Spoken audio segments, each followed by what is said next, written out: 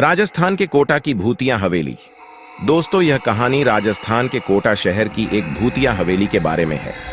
यह हवेली राजा महाराजा के समय में बनाई हुई थी, लेकिन पिछले 18 सालों से इस हवेली में आज तक कोई भी रहने के लिए नहीं आया है। इच्छा होने पर भी इस हवेली में कोई भी नहीं रह पा रहा था, क्योंकि लोगों का कहना थी कि इस हवेली में भूत प्रेत का साया है। जब अजीत सिंह को इस हवेली के बारे में पता चला तो उसने तय किया कि वो इस रहस्य को जानकर ही रहेगा, क्यों लोग इस हवेली में नहीं रह पा रहे हैं। उसने मजबूत इच्छा शक्ति से हवेली में रहने की पूरी तैयारी कर ली। जब उसने हवेली के अंदर जाने के लिए पैर आगे बढ़ाए तो दरवाजे पे किसी अनजान व्यक्ति ने उसे रोक लिया और नजदीक जाके बोले, कौन हो आप और किधर जा रहे हो? अजीत सिंह ने जवाब देने के बजाय उसने सामने सवाल किया, जी आप कौन? मेरा नाम अर्जुन सिंह है और मैं यही पास में ही रहता हूं। अजीत सिंह ने कहा, ओह अच्छा, मैंने सुना है कि यह एक भूतिया हवेली है और यहां कोई नहीं आ पाता है, इसलिए मैं इस हवेली में एक दिन रुकने का फैसला किया है। अर्जुन सिंह ने कहा, जी हां, आपने सही सुना है और आप भी अंदर मत जाइए, मेरी मां ने तो आप भी वापस लौट जाइए, यहां बहुत खतरा है। यह सुनकर अजीत सिंह खुश हो गया, जैसे उन्हें कोई लॉटरी लग गई हो। अर्जुन ने उसकी खुशी को देखकर बोला, आप क्यों खुश हो रहे हो? आपको तो भूत का नाम सुनकर डर लगना चाहिए। शायद आपको पता नहीं होगा कि मैं भूत प्रेत में काफी दिलचस्पी रखता हूँ। अगर इस हवेली में भूत है तो मैं अंदर जरूर जाऊंगा और सारी सच्चाई का पता भी लगाऊंगा।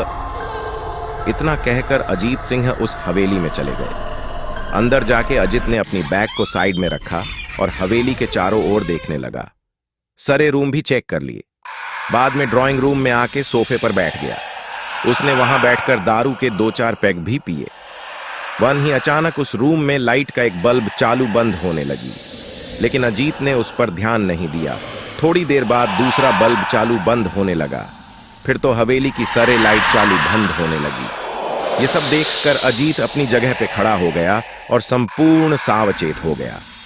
अचानक उसके सामने एक छोटा टेबल हवा में उड़ने लगा। करीबन 6 फुट हवा में ऊपर जाके गोल गोल घूमने लगा और बाद में अजीत की ओर तेजी से आने लगा। अजीत ने तुरंत ही अपनी जगह बदल दी और दूसरी ओर चला गया और वो टेबल वहीं जाके गिरा जहां अजीत खड़ा था। अजीत कुछ समझ पाता उतने मैं सोफे की शीट उसकी ओर आने लगी। वो जल्द खड़ा हो गया और छलांग लगा के दूसरी ओर कूद गया, जिसके कारण सोफा दीवार को टकराया और अजीत बच गया। अचानक सब कुछ शांत हो गया। अजीत ने चारों ओर सतर्कता से देखा और बड़ी आवाज में बोला, तुम जो भी हो सामने आकर के बात करो। वहीं एक बड़ी परछाई उसके सामने आई। अजीत ने उस परछाई को देखकर बोला, कौन हो तुम और क्यों मुझे मारना चाहते हो? परछाई, तुम्हारी भूल के कारण। अजीत, मेरी भूल? मैंने कौन सी भूल की? परछाई, इस हवेली में आने की भूल। मैं किसी को भी इस हवेली में खुश नहीं देख सकते। अजीत, लेकिन क्यों?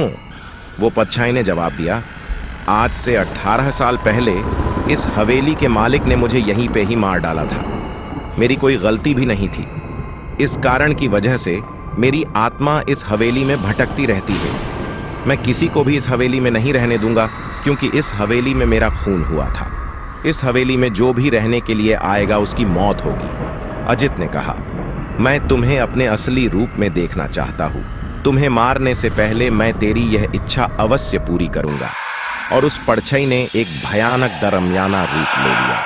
उसका चेहरा इतना भयानक था कि अजीत भी एक क्षण के लिए डर गया था, लेकिन दूसरी ही क्षण में उसने अपने आप पर काबू पा लिया।